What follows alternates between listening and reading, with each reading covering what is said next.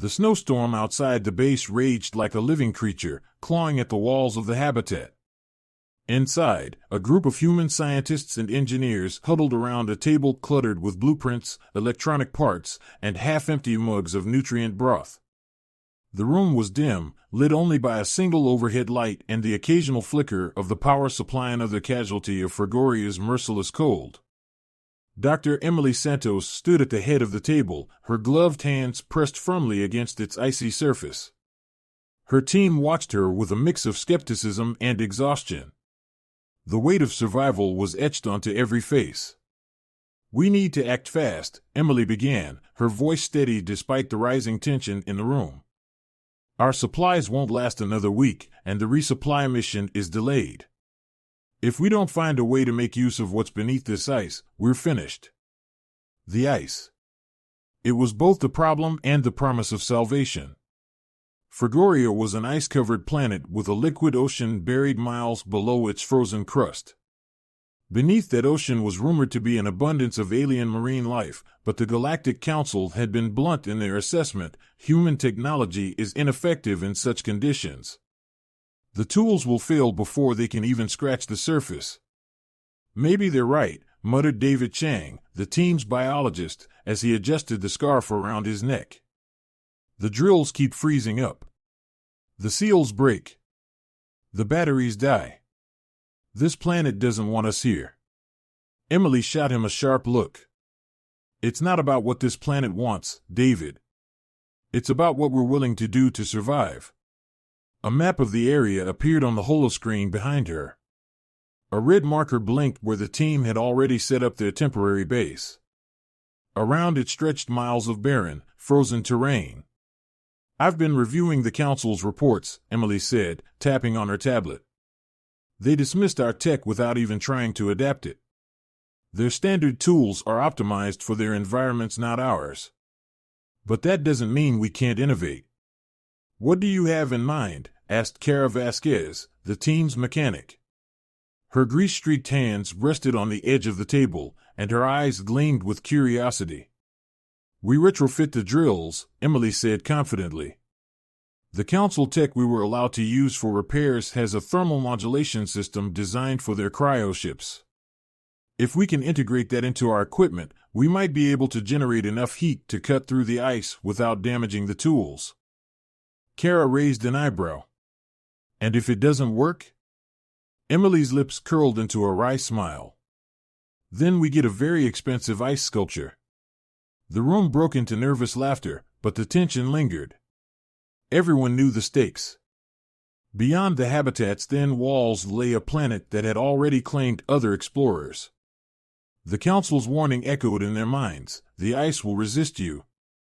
"Emily," David said hesitantly, "even if we get through the ice, how do we know there's anything down there? What if we drill all the way and it's just empty water?" Emily met his gaze, her expression firm. "Because the probes detected movement. Something's alive down there.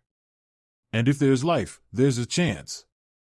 Silence settled over the room, broken only by the hum of the habitat's heating system.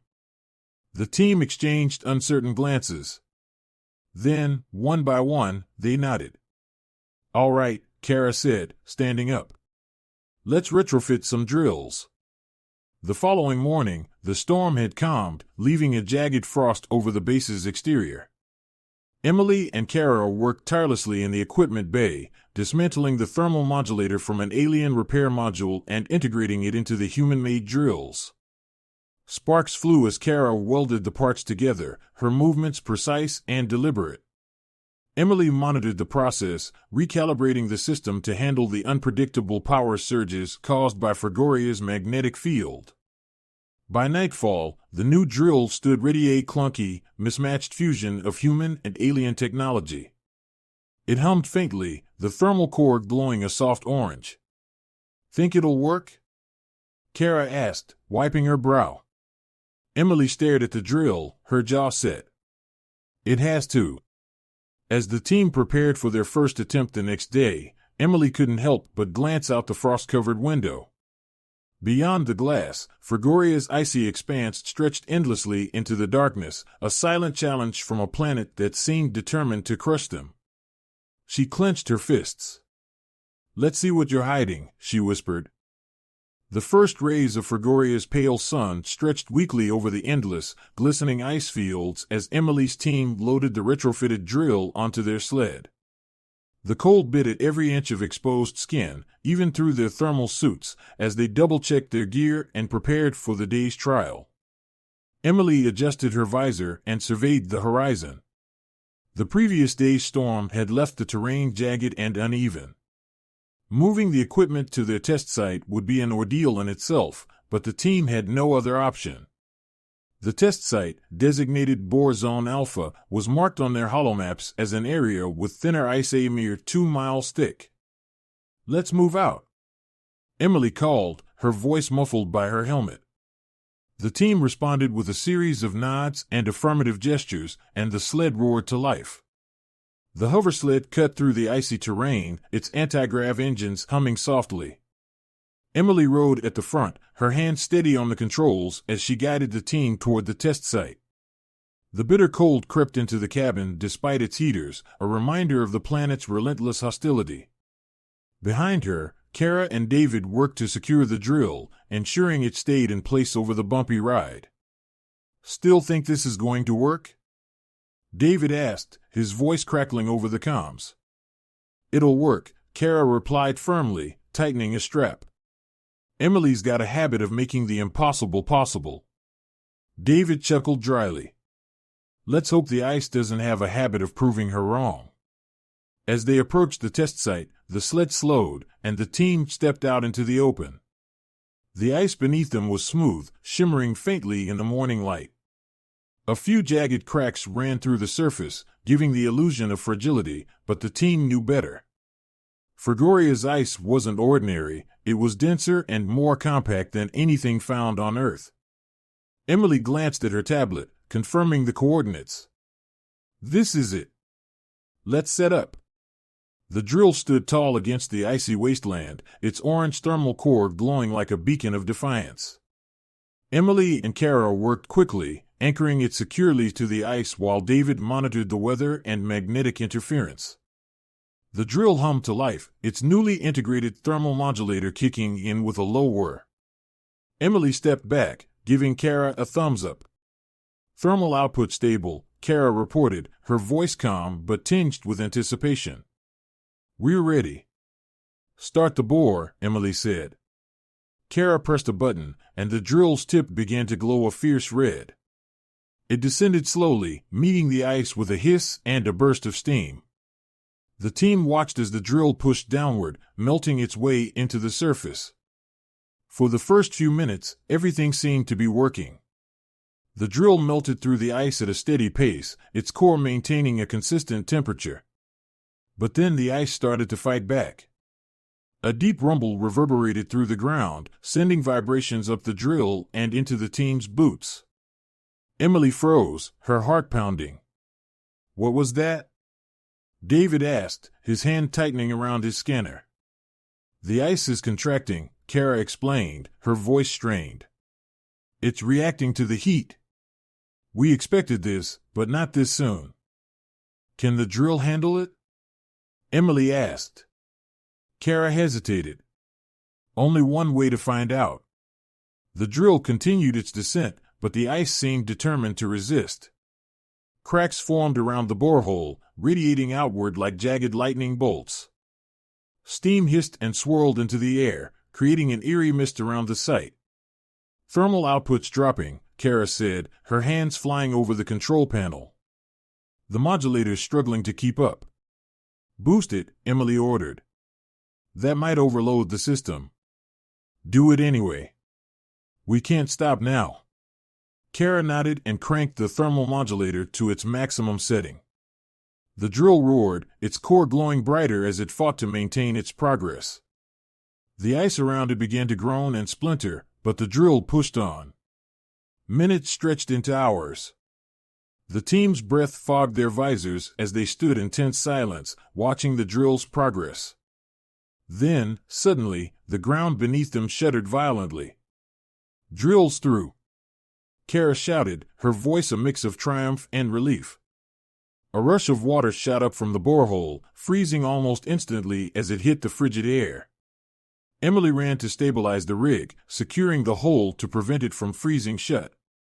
The water gushing up from below was dark and filled with tiny particles of organic matter, proof that something lived in the ocean beneath the ice. "We did it," Emily whispered, staring at the liquid with wide eyes. "We actually did it." David knelt beside the hole, dipping a sensor into the water. His scanner beeped wildly, displaying readings that confirmed their hopes. The water was teeming with microscopic life. "This is incredible," he said, his voice shaking. "If there's microbial life down there, who knows what else we'll find?" But the celebration was short-lived. The ground beneath their feet rumbled again, louder this time. Emily's eyes darted toward the horizon, where a massive crack was forming in the ice. "Pack it up," she shouted. "We've got to move." The team scrambled to disassemble the drill and secure their samples. The crack grew larger, spreading toward them with alarming speed.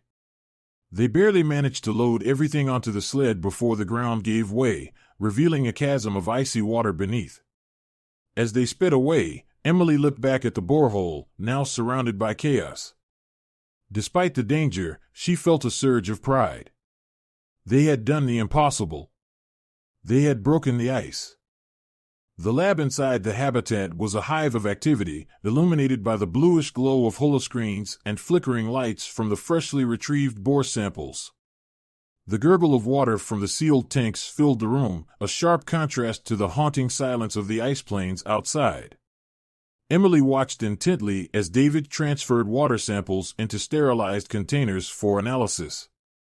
Beside him, Kara was dismantling the drill, inspecting for damage after the narrow escape from the collapsing ice field. Despite the team's exhaustion, the energy in the room was electric. "This is it," David muttered, his gloved hands moving quickly but carefully. His scanner beeped as he analyzed the first sample. The readings from the probe weren't exaggerating. "There's life down there." "What kind of life?" Emily asked, leaning over his shoulder. David's expression was a mix of disbelief and wonder. "Microbial for sure, extremophiles like we've never seen before. They're metabolizing something in the water. High concentrations of methane, ammonia, and other chemicals. And... wait." He adjusted the scanner, frowning at the data. "There are larger organic molecules. Complex structures. This isn't just microbial life. There's something bigger down there." Emily felt a chill, and it wasn't from the cold. "Bigger? Like what?" "Could be anything," David said. "Fish, plants, something we've never imagined. We need to send the submersible down to get a better look." Emily nodded, her mind racing. The submersible, a small, remote-controlled probe equipped with cameras and sensors, had been intended for exactly this purpose. But using it now, so soon after the first bore, was risky. The ice around the hole had already proven unstable. "Do it," she said finally. "But we'll monitor the ice field carefully. If there's any sign of movement, we pull the probe immediately." Hours later, the team stood at the edge of the borehole. The water's surface had been sealed with a temporary thermal cap to prevent it from freezing. Kara carefully maneuvered the submersible into place, its bright lights cutting through the dark water below. "Ready?" Kara asked, her fingers poised over the controls. "Ready," Emily confirmed. "Let's see what's down there." With a hum, the submersible descended into the water. The feed from its cameras appeared on the holoscreen in the habitat, showing an eerie, dimly lit expanse.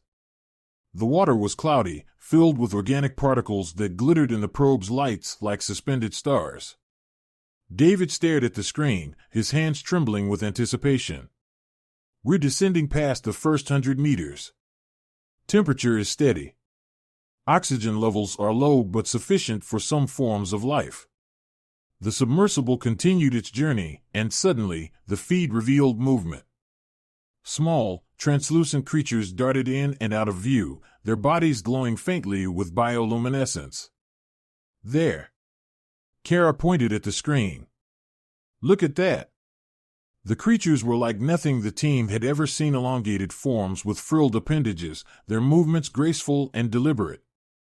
Emily's heart raced as she watched them weave through the water, disappearing into the dark depths. Recording everything, David said, his voice barely above a whisper. This changes everything we know about life in extreme environments. The submersible continued deeper, its lights revealing increasingly complex ecosystems. Towering plant-like structures swayed gently in the currents, their surfaces dotted with glowing nodes. Schools of alien fish moved in synchronized patterns, their metallic scales reflecting the probe's lights. Emily leaned closer to the screen. Are those structures? David nodded, adjusting the camera angle. Looks like coral, but much larger.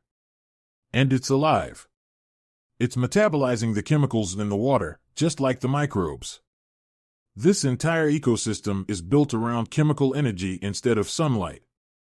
Suddenly, the submersible sensors beeped, and a red warning flashed on the screen. What's that? Emily asked.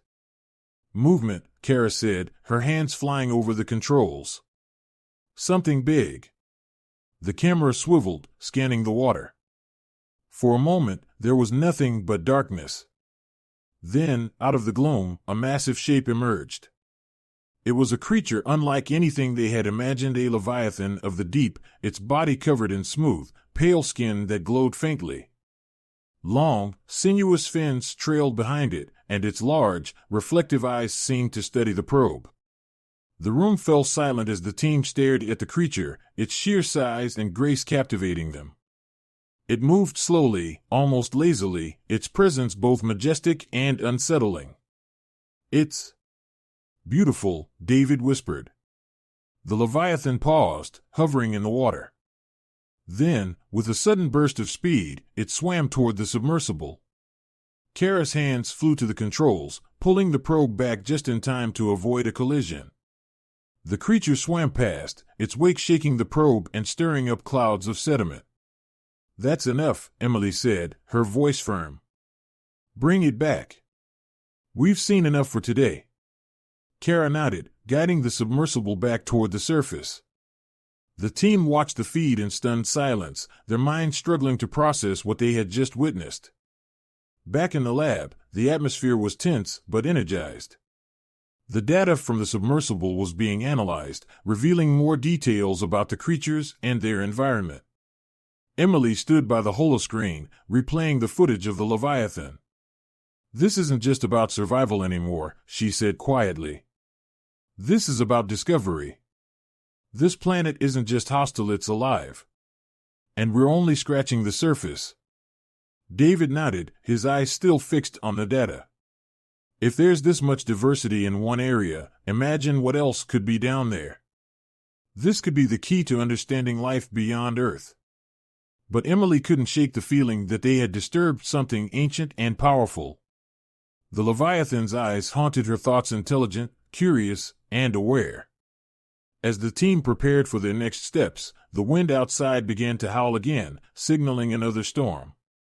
Fregorio was far from done with them, and Emily knew their greatest challenges were still to come.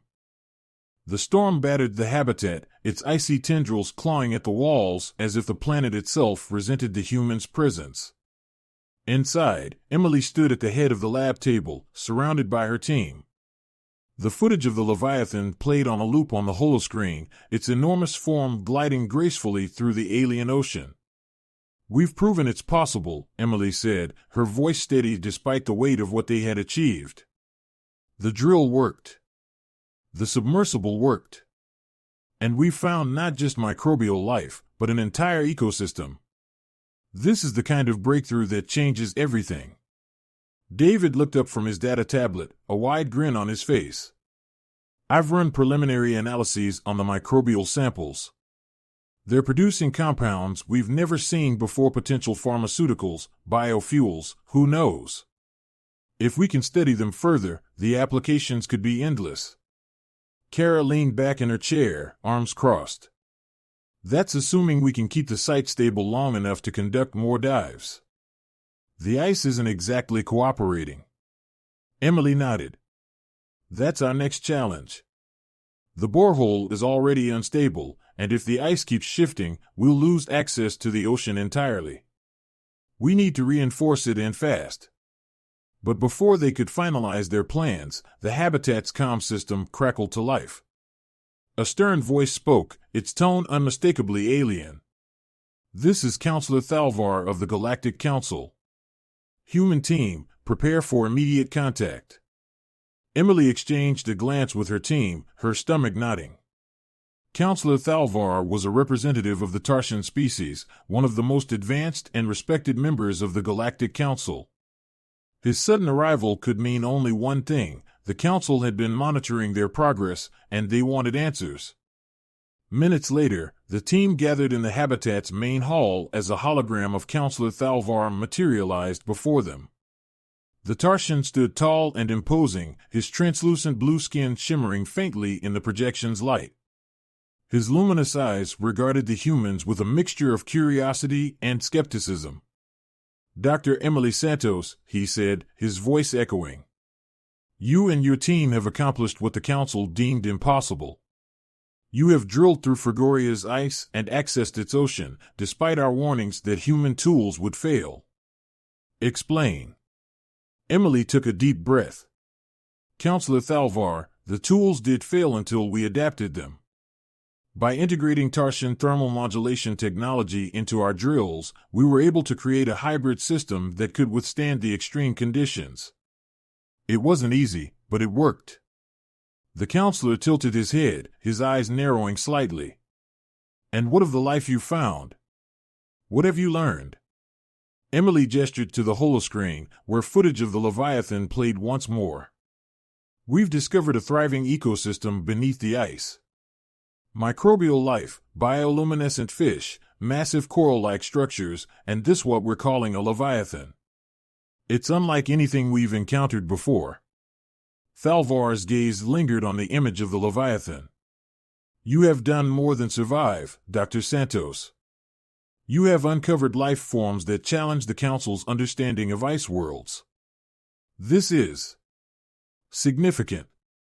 David stepped forward, holding a sample container. And it's not just about the creatures. The microbes in the water are producing compounds that could have incredible applications: medicine, energy, materials science. Frigoria could be a treasure trove for the galaxy.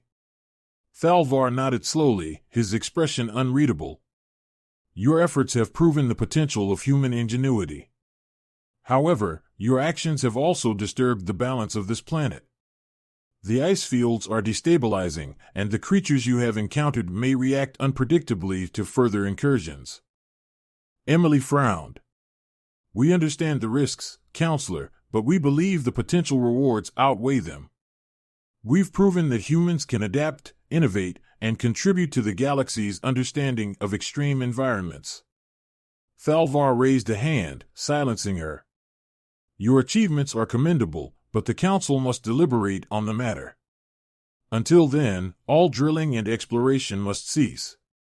The hologram flickered, and Thalvar's image disappeared. The team stood in stunned silence, the weight of his words sinking in.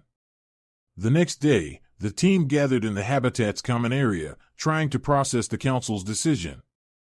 Emily paced back and forth, her mind racing. They can't just shut us down, Kara said, her frustration evident. We're so close to uncovering something incredible. They're afraid, David said. Afraid we'll disrupt the ecosystem, destabilize the ice, or anger whatever else is down there. And honestly, can you blame them? Emily stopped pacing and turned to face her team. We can't let this be the end. We've already proven we're capable of handling Frigoria's challenges. If the Council won't support us, we'll have to convince them. How? Kara asked. They've already made their decision. Not entirely, Emily said. Thalvar said the council must deliberate. That means there's still time to make our case. Over the next few days, the team prepared a comprehensive report detailing their findings and the potential benefits of further exploration. Emily recorded a message to the council outlining their achievements and emphasizing the importance of collaboration between species. We've shown that humans can adapt and innovate, she said in the recording. We've faced the challenges of Frigoria and proven that this planet holds immense value not just for humanity, but for the entire galaxy. We ask the Council to reconsider its stance and allow us to continue our work. Together, we can unlock the secrets of this world. Weeks later, the team received the Council's response. The hologram of Councillor Thalvar